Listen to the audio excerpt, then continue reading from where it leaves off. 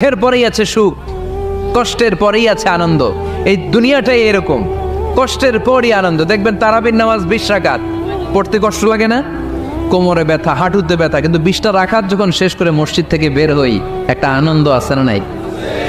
কষ্ট করে পরীক্ষার জন্য প্রিপারেশন নিলেন আপনি কয়েক মাস, কিন্তু ফলাফল যখন ভালো হয় তখন একটা আনন্দ আছে না নাই? সারাদিন রোজা রাখলেন রমজানে, কি কষ্ট, তৃষ্ণায় গলা ফেটে যায়, কিন্তু ইফতারির সময় যখন রুহাবজা শরবতটা খাই কেমন লাগে? একটা আনন্দ আছে না নাই?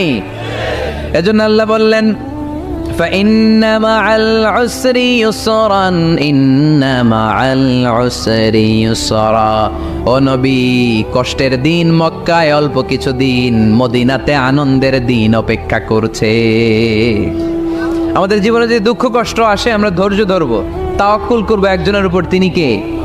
কারণ আমরা বিশ্বাস করি কষ্টের দিন এটা চিরকালের জন্য নয়, সামনে আনন্দের দিন আমাদের জন্য সেট করে রেখেছে কে? কষ্ট হইতেছে, গরম লাগতেছে না? আমিও ঘামতেছি আপনাদের সাথে সাথে, অনেক গ্যাদারিং হয়ে গেছে। আসেন আল্লাহর নামে 3টা তাকবীর দেই, তারপর কোন 2টা গাইডলাইন তিনি বিশ্বনবীকে দিলেন ওই নির্দেশনা বাণীটুকু শুনে আজকে আমরা বিদায় নেব। আওয়াজ করে পড়তে হবে লিল্লাহে তাকবীর, লিল্লাহে তাকবীর, লিল্লাহে তাকবীর।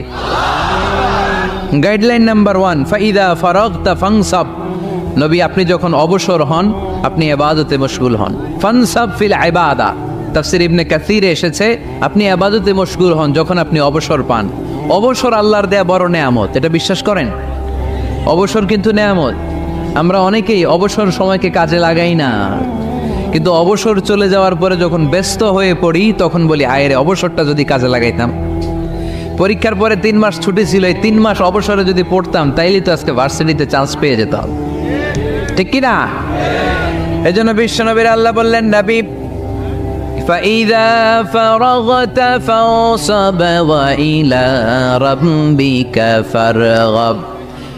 মাদানী জীবনে, মাক্কি জীবনে, দাওয়াতি কার্যক্রমের পরে, রাষ্ট্রীয় কার্যক্রমের পরে যখনই আপনি অবসর পাবেন তখনই আপনি ইবাদত করেন, তখনই বেশি বেশি আল্লাহর কাছে দোয়া করে। দোয়াটা খুব শক্তিশালী, কিন্তু আমরা অনেকে জানি না কি করে দোয়া করতে হয়। সিনসিয়ার দোয়া ইজ লাইক এ মিসাইল। আপনারা প্রায় পত্রিকায় শুনবেন আমেরিকা অমুক দেশে মিসাইল হামলা করেছে, শুনছেন? মিসাইল হামলা এমন হামলা, কত সেন্টিমিটার বেগে যে কোন জায়গায় অ্যাটাক করবে, যেখানে মারার কথা ওখানে পড়বে। ঠিক দোয়াটা হচ্ছে মিসাইলের মতো। আপনি যদি দোয়ার মতো দোয়া করতে জানেন, ওই দোয়াটাও জায়গা মতো যে ভেদ করবে, চিল্লা এখন ঠিক কিনা? কিন্তু আমরা দোয়া করতে জানি না, কি করে দোয়া করতে হয় এটা জানি না। বিশ্বনবীকে আল্লাহ বললেন নবী ফাইদা ফারাগতা ফানসাব, যখন আপনি অবসর হবেন তখন আপনি দোয়া করেন, আল্লাহর কাছে চান। বেশি বেশি চাইলে খুশি হয় কে? তার মানে প্রথম ঘোষণা হলো ফাইদা ফারাগতা ফানসাব। প্রথম নির্দেশনা হলো নবী যখনই আপনি অবসর পাবেন ইবাদত করবেন এবং দোয়া করবেন, বেশি বেশি আল্লাহর কাছে চাইবেন। 2 নাম্বার দিক নির্দেশনা হলো ওয়াইলা রব্বিকা ফারগাব, সব সময় আপনি আপনার আল্লাহর দিকে মনোনিবেশ করবেন। বিপদে পড়লে ডাকবো কারে? আমাদের অসুস্থতাকে সুস্থতায়